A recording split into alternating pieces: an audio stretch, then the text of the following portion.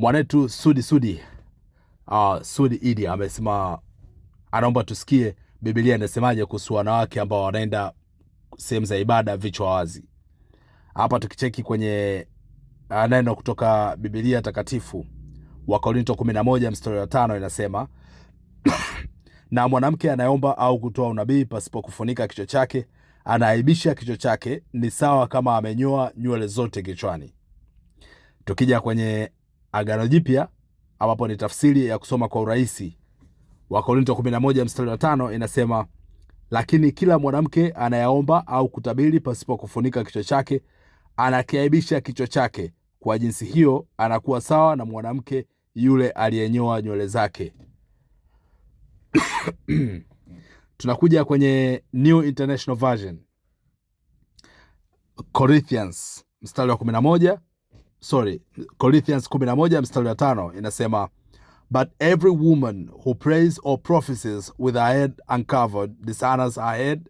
It is the same as having her head shaved.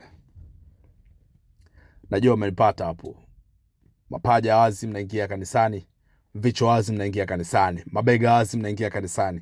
Hii hapa amesemwa kwa lugha ya kishikaji. Hilo sehemu ya kwanza. Sehemu ya pili, tuangalie kuhusu wasiwasi wa kwamba Biblia ni sio neno la Mungu moja kwa moja, imeandikwa na binadamu, au amechakachua yale mafundisho ya Yesu kutoka kwa Mungu, au mafundisho ya Mungu kupitia Yesu ameyachakachua na sio hadithi. Umeshaona hizo ni Biblia tatu tumesoma.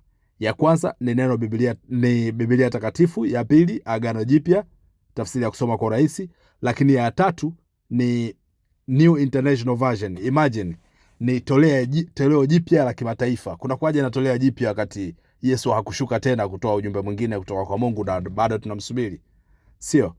Lakini pia hata maneno hayo yameanzwa tofauti, na tunajua kabisa moja kati ya tabia ya lugha, ukibadili neno kidogo inakuwa imebadili maana. Sasa huu ni mfano mdogo.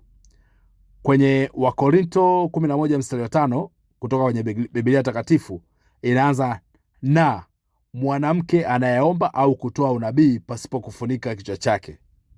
Wakati huo Wakorintho 11 mstari wa 5 Agano Jipya, tafsiri ya kusoma kwa urahisi, inaanza lakini. Huko imeanza na, huko inasema lakini kila mwanamke anayeomba au kutabiri pasipo kufunika kichwa chake anakiaibisha kichwa chake. Kuna utofauti hapo hata kwenye hayo maneno ambayo nimeyasoma. Sema kwa kuwa bando bejua cha isifikia dakika 3.